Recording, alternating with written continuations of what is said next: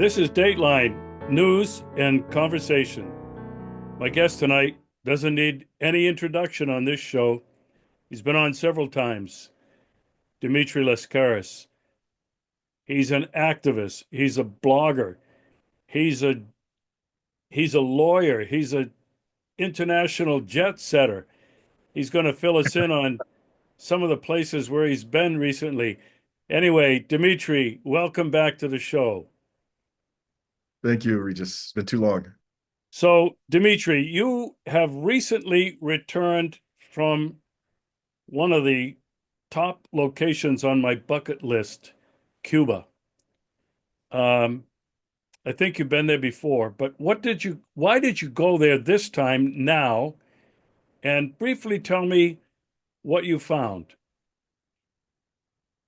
I've been there. I mean, I've lost count, Regis, maybe 8 times, but I hadn't been there in 2 or 3 years, and I was feeling bad about that because the Cuban people are going through a very difficult economic period. I don't know if it's as bad as what they experienced when the Soviet Union was dissolved, but they had a severe depression at that time, and it's kind of similar.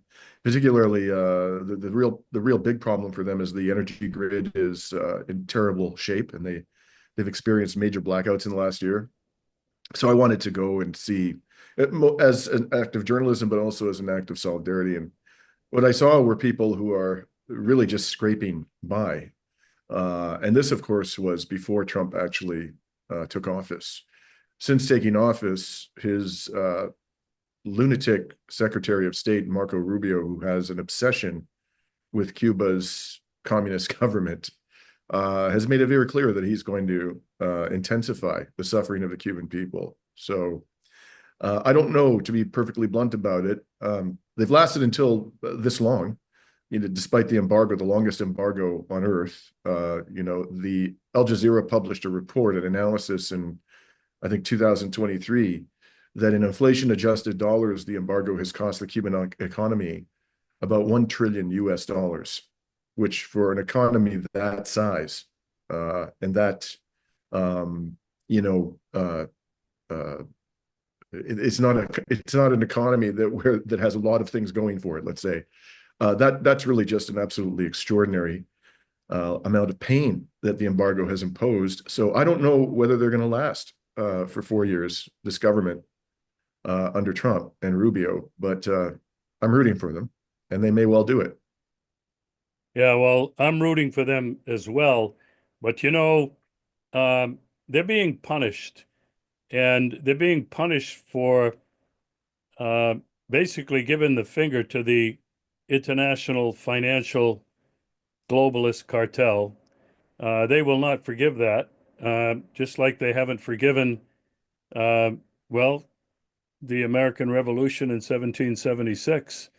Um, I think right now, as I look at what's happening in the United States, they're out for revenge. It looks to me like the United States might not survive. Anyway, I, I'm very sorry to hear that these poor people uh, have been forced to suffer so much since the revolution. I know you've been inspired. You've been there more than 8 times. I've been inspired. It's been at the top of my bucket list for several years. Um, I wanted to go there so badly because I really considered Che Guevara uh, one of my heroes.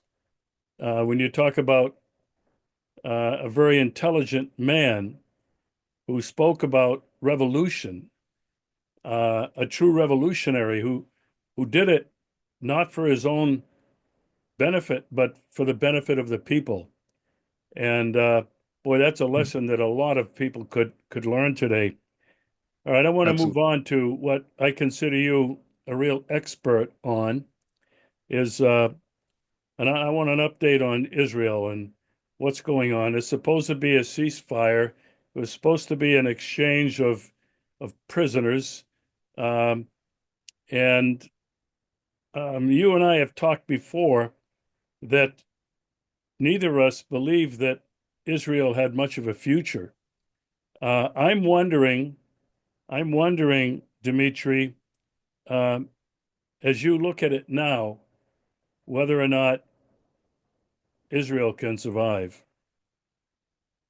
No, I think the leadership and the majority of Israeli Jews support that leadership. Let's be clear.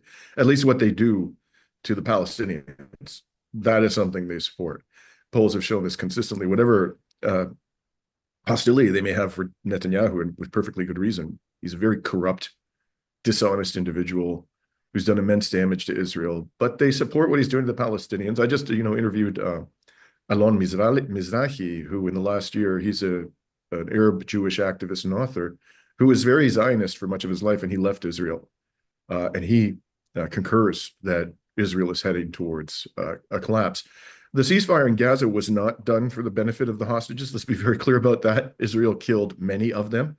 There was even one incident, you may recall, Regis, early in the genocide, where three Israeli soldiers who were prisoners of war held in Gaza managed to escape their captors. They took off their shirts to show that they weren't armed, and they didn't have any kind of explosives wrapped around their bodies. They put a white flag in the air, and the Israeli military shot them dead, all three of them. And the Israeli military confirmed that its forces, they said it was a mistake. Whether it was a mistake or not, this gives you a sense of how little the military valued the lives of the hostages. What happened was that Trump pressured them to do a ceasefire. Israelis and American sources, including pro-Democratic Party sources, are in agreement about that. He sent his envoy, Steve Witkoff, to strong-arm Netanyahu. And the other thing that happened was the Israeli army was in a disastrous state. The Israeli media noted that in North Gaza, where the Israeli military had applied the most pain, the most devastation, it lost 50 officers and soldiers killed in action in the last couple of months leading up to the ceasefire. And in the last week leading up to the ceasefire, they lost 5, plus a number of them were severely wounded. These are big numbers for Israel.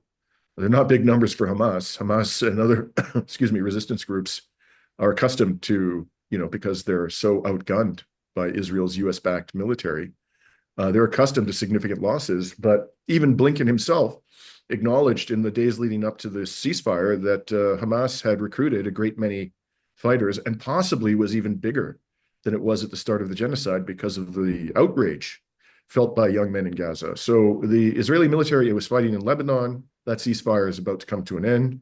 It's fighting in Syria. It's getting attacked by Yemen. Iran has attacked it twice and shown it can penetrate Israel's air defenses. So this was a deal of political convenience and military necessity, and it wasn't about the hostages, in my opinion. Wow, that's information I haven't read anywhere. I appreciate that analysis, Dimitri. Um, I want to move on, but just slightly, because I think what I want to talk about now is huge. I've read it here in the Russian media. It's been all over the place.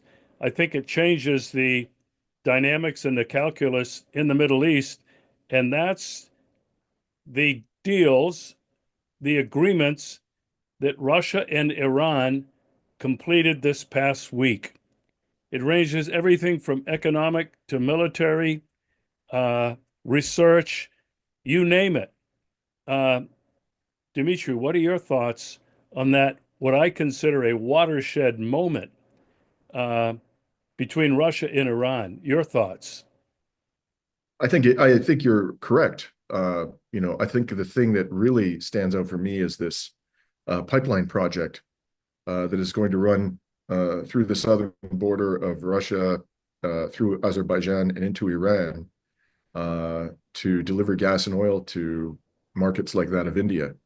That would provide a large measure of protection to Iran's economy from the maximum pressure sanctions.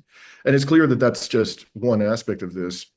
The agreement, I was surprised in a way I wasn't, that it doesn't really, it's short on substantive detail.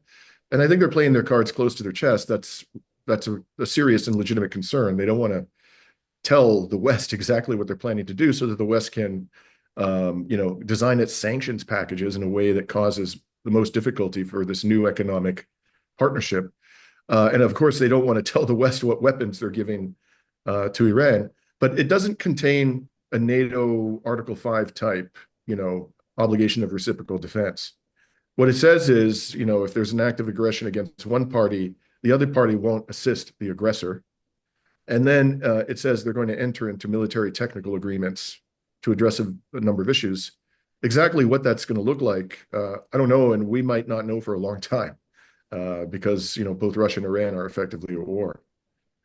So it's a big deal. But I saw the press conference that Vladimir Putin and the Iranian president Pezeshkian gave on the day they signed the agreement. And they were asked about the fact that up until now, the amount of trade between the two countries has actually been quite limited. And both of them stressed that there are practical obstacles they've been trying to overcome, border permits, language issues, standards. There are different standards in effect for products and services in Iran and Russia. So they said this is a very complex task. We think we're going to, dramatically increase the levels of trade between our two countries in the years ahead. But they acknowledge that it's still relatively low, and there's a lot of work to be done. So, Dimitri, I have to ask you, how do you think Trump and the people, whatever you want to call them, the hawks, the neocons, those people that are really invested in the Middle East, how do you think they are reacting? I mean, I've not read anything. So in your opinion, how do you think they're reacting, and how will they react when they figure out what's going on? I'm sure they're unhappy, but my guess, I really don't have a lot of insight into that because they've been quite restrained in their public commentary about this agreement. I did listen to Marco Rubio's confirmation hearing, which was a painful experience. He very, very clearly has, a lot of loathing and contempt for Iran's government and is going to try to make life difficult for them. And at the same time, I think they might have been a little bit relieved that the military partnership, the military technical partnership, was not at least explicitly more assertive in terms of mutual protection. This Article 5 type obligation under the NATO statute, where one party comes to the defense of the other. So they might have been relieved about that, but in the long run, this is definitely throwing a spanner into the works for the U.S. project of crushing all resistance to Iran, crushing all resistance to its hegemony in West Asia. All right. Now, related to this, it's well known that Russia has two bases in Syria. They have a naval base and they have an Air Force base. I don't know how many personnel they have there.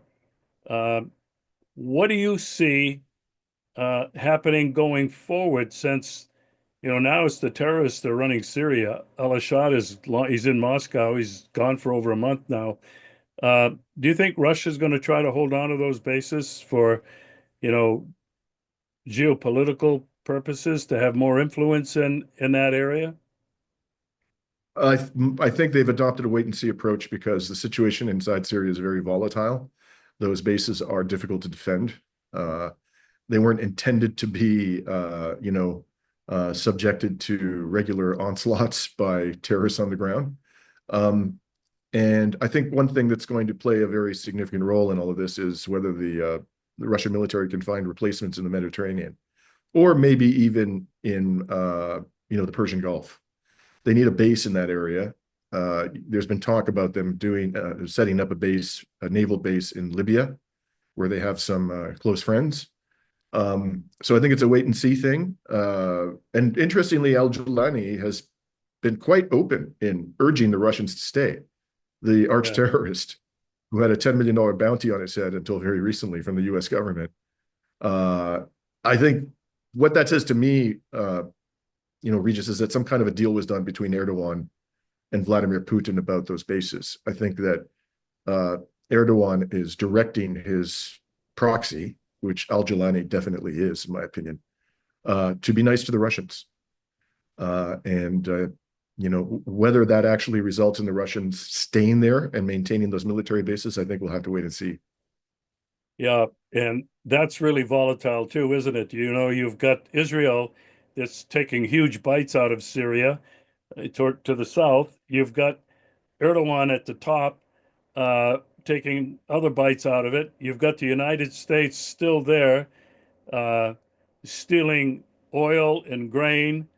Uh, I mean, I have a hard time envisioning a more complex, complicated. Openly stealing. What was that? Yeah, this is not going to. There, Trump openly admitted that that's what they were doing. Yeah, Um, Trump openly admitted that they were stealing the oil, so he wasn't even being coy about it. Parties, the U.S., Israel, and Turkey, they've inherited a disastrous situation, and it's an extremely volatile situation. The groups in this country have different agendas. They're heavily armed. The economy has been destroyed by U.S. sanctions. The country's been carved up, and these people have no experience of governing. Uh, I just don't see how this ends well for them. yeah. All right. I want to finish on this topic. It's Ukraine, the war in Ukraine. Trump has been saying for months that he's going to end this war on the first day that he's in office. Well, the first day has come and gone. He hasn't ended it. He claims he can make a deal with Putin really quickly, but I don't think it's going to be that easy.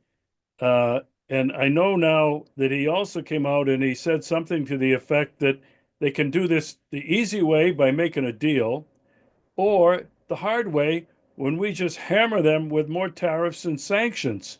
Uh, and I'll have another question for you in a minute, but what are your thoughts about that posturing of Donald Trump? I think this is amateur hour, Regis. This is the man is a clown car, and so is his administration. Okay, so first of all, he said that 60 million.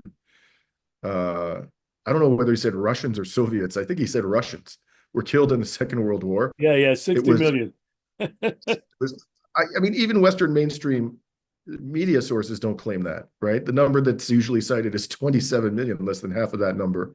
Um, I mean, it was the most amazing exchange he had with a reporter about the BRICS, where he was telling the reporter that Spain is a member of the BRICS. You should watch this, Regis. It's really quite telling. And when he tells the reporter that Spain, remember, Spain is a NATO country. It's the westernmost country. It's the furthest away from China and Russia in Europe, so it's not a member of the BRICS. I'm not aware that it ever expressed a desire to become a member of the BRICS. So he was insisting that it's a member of the BRICS, and he was lecturing the journalist, saying to him, you know what the BRICS is, don't you? He kept saying this over and over again, as though he was intellectually superior to the journalist. So the guy, I mean, amateur hour. But the really insane thing about this, Regis, is the guy has no contact with reality in terms of his assessment of what is happening on the battlefield and economically in Russia, right? He claims that Russia's military suffered 1 million KIA. Okay, so just stop and think about this. I'm not a military expert, but usually the wounded are substantially more numerous than the KIA. So that means that Russia would have, if he's right about this, Russian forces would have, suffered somewhere in the range of 2 to 4 million casualties. They didn't have that many combat troops in the entire special military operation. This is impossible. And the other thing that's ludicrous about this is he claims that Ukraine, its military only has I think it was 600,000 or 700,000 KIA, and yet Western military experts and the corporate media from the very beginning of this war have acknowledged two things: that Russia has a gigantic advantage in artillery, and Russia has, and most of the deaths and wounded are being caused by artillery. So how can Russia have a massive advantage in artillery? I mean, we've been hearing numbers from the Western sources in the range of 5 to 1, 10 to 1, even higher than 10 to 1. And most of the deaths and wounded are being hit by artillery. But Russia somehow has almost 50% more casualties than the Ukrainian military. It makes absolutely, I mean, KIA, it makes absolutely no sense. So I don't know, either he's being misinformed by, clowns in the Pentagon, propagandists, or he thinks that by lying about this, he understands that he's lying, that it's not true, but he thinks somehow he's going to gain a negotiated advantage over Vladimir Putin by grossly exaggerating the number of people, soldiers who have been killed. Of course, there's no reason to think that that's going to happen. Vladimir Putin does not react kindly to people strong-arming him, and he's been amazingly successful in resisting efforts of the US government to impose its will on the Russian Federation. So this is what he calls negotiating. This is like, I did a lot of negotiating in my legal career. I know a thing or two about that, and I think this is idiotic. I don't think this is any kind of sensible negotiating strategy. And I look, you're in Russia. You probably have a better sense than I do of how the Russian political and military elite is reacting to this. But I imagine they're scoffing, that they're just, these people are nuts. We can't deal with these people. So I've been saying, just to conclude, Regis, on this point, I don't believe that Trump is going to do a peace deal. There's no way he's going to do a peace deal. And I think it's now very clear that, Russia's not going to make any concessions. It's dominating the battlefield. It secured Avdiivka months ago, Ugledar, Kurakhova. It's on the verge of finishing the conquest of Toretsk. It's surrounding Kupiansk. It's surrounding Pokrovsk, a major hub in the Donbass. Why would he make any concessions in these circumstances? Why would he agree to a freeze? It makes absolutely no sense. So I think what's going to happen is there'll be no deal until the Ukrainian military collapses and this corrupt buffoon Volodymyr Zelensky is overthrown and replaced by somebody who has an ounce of sanity. And that person will be directed by the US government effectively to capitulate to Russia. I think that's what is likely going to play out, unless Trump is persuaded to escalate, which would be a complete betrayal of everything that he said about, his second administration. He said, I want to be the peacemaker. If he escalates, everyone will know instantly that he was a fraud. Yeah. I think he's between a rock and a hard space. We're talking about Putin and Russia not capitulating. And I've recently posted a number of things why Russia will not and cannot make a deal. And you and I both know the three main goals of the special military operation have been the demilitarization of Ukraine. That means no foreign mercenaries, no NATO, no European peacemakers, nothing, no ceasefire. Denazification, which is meaning he's got to clean out the government at all levels and rewrite the Constitution. And then the educational system. The educational system has become a propaganda organ of the ultranationalists in Ukraine. Well, that's what I was just about to address. It's going to take 2 or 3 generations of re-education to clear that Nazi ideology out of there. And then the third major goal is a neutral Ukraine with never, ever NATO encompassing Ukraine. And then Putin has gone on to say, it's not on the table, it's not negotiable. The 4 regions that have returned recently to Russia, including Crimea, non-negotiable. And that leaves, in my opinion, no wiggle room for any deal making by Donald Trump. I mean, I don't know what he thinks he can get Russia to agree on to give up. And the other thing, Dimitri, that you just said, the collapse of the Ukrainian military, I think it's already almost finished. The way Russia has been moving across all the front lines, and you outlined a number of regions and cities that Russia has either taken or is in the process of surrounding. Putin has also said, and you're going to have to accept the reality on the ground. I think most people thought, well, he meant with those 4 territories that returned in Crimea. as long as this conflict continues, Russia keeps moving. I think Russia's going to and has to take Odessa. And then the reality on the ground becomes really something much greater than just those four regions in Crimea. So, what are your thoughts? I don't see there's any wiggle room, and I don't know how Trump is going to get out of this. NATO has suffered a strategic defeat, and there will be no deal until NATO acknowledges that it suffered a strategic defeat. It got its ass kicked, even worse than the ass kicking it took in Afghanistan.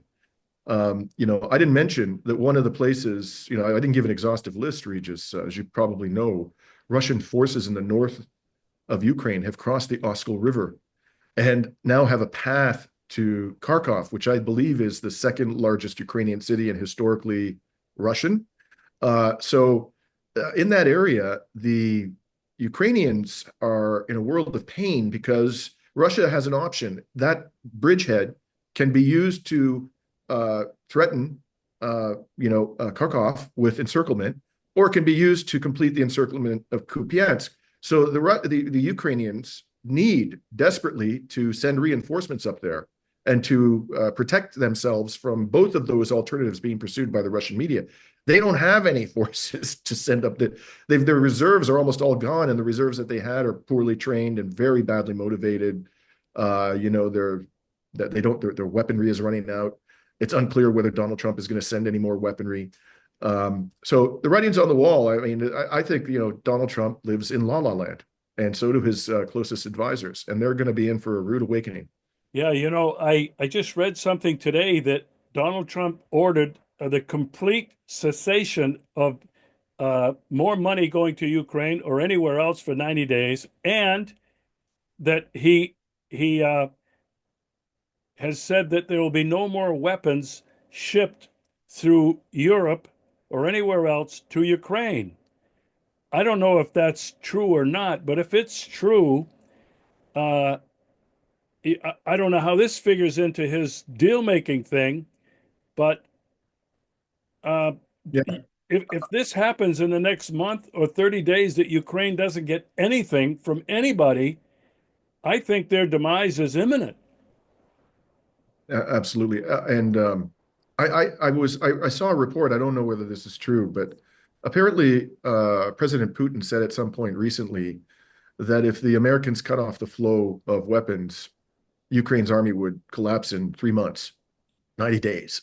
So, that may be why, if this report about suspending weapons deliveries to Ukraine for 90 days is true, that may be why Trump chose 90 days.